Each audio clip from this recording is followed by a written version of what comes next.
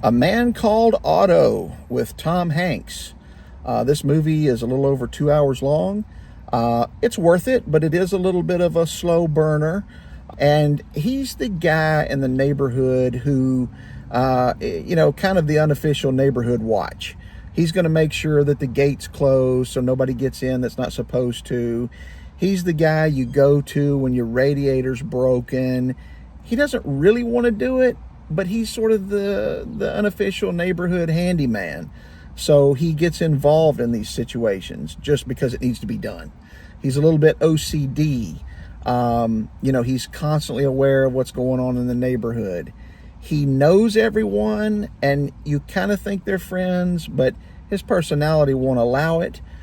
We find out later in the movie why he's so grumpy, why he's upset all the time, because he is pretty rude with most of the other characters in this show, at least about 3/4 of the way through the movie. A family moves in next to him, or actually across the street, and they are not shy about coming over and knocking on his door, asking him for things, getting him involved in their lives, and they become real friends before the movie's over. It's clear right off the gate that, he's living by himself and something has happened to his wife. And the movie goes back and forth in time.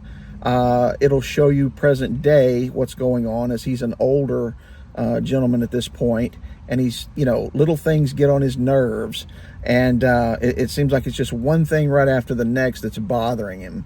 And then, it will go back in time to when he was dating his girlfriend, and then she gets pregnant, and there's just a good mix of the back and forth.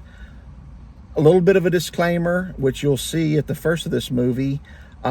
He does try to end his own life several times in this movie, and each time that he does, he's unsuccessful, but he starts remembering the time with his wife, and she almost kind of talks to him through that, talks him out of it, so to speak. Something to be aware of. This is not a light movie.